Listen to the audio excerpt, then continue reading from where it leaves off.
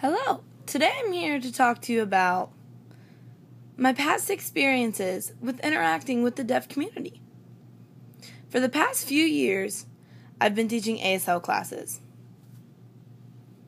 I've taught them in different situations.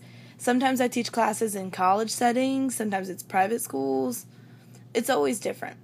But I really try to encourage students to get involved in the deaf community, to learn from fluent signers.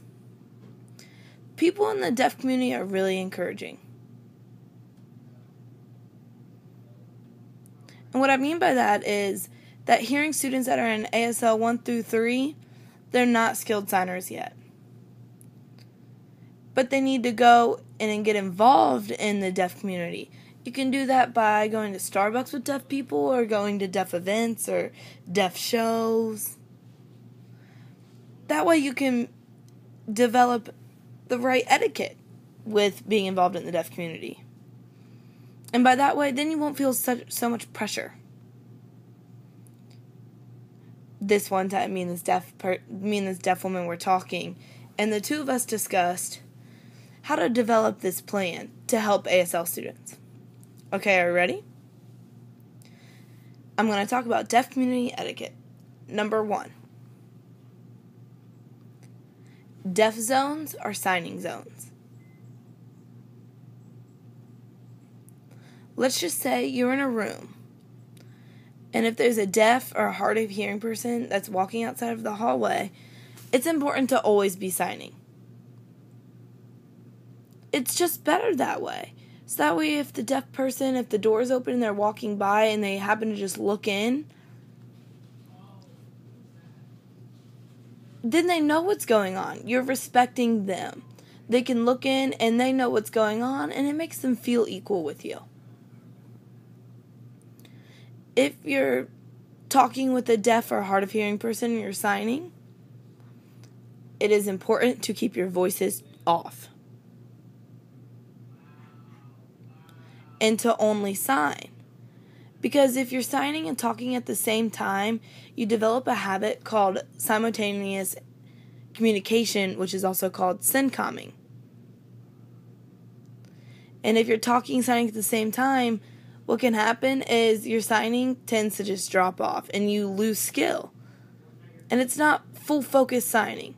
So it's just really important to stay focused and just sign and use your facial expressions and just have fun with it. Number 2.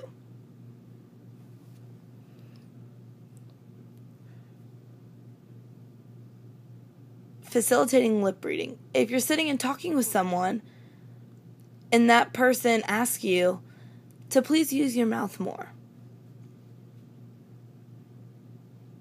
you should respect their wish.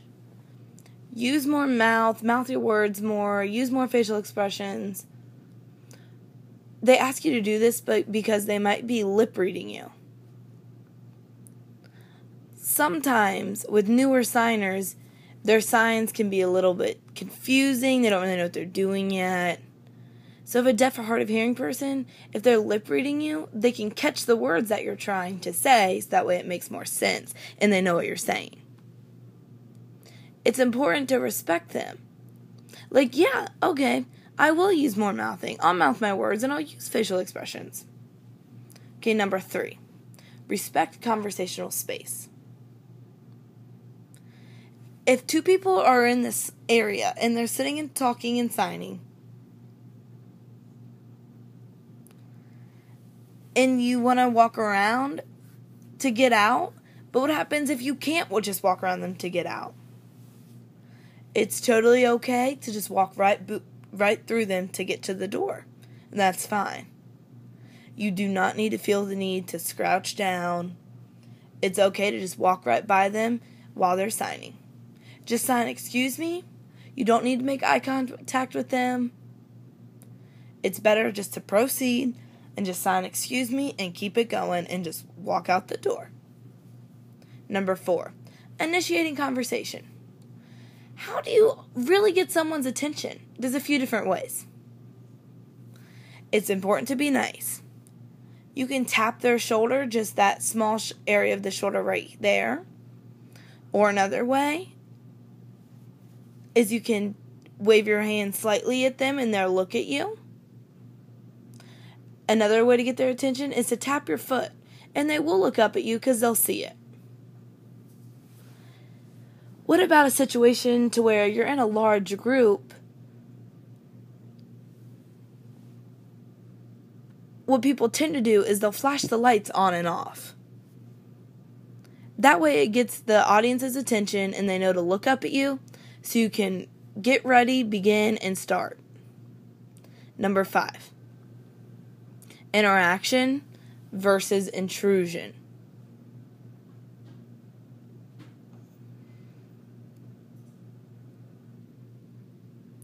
It's important to respect the deaf community.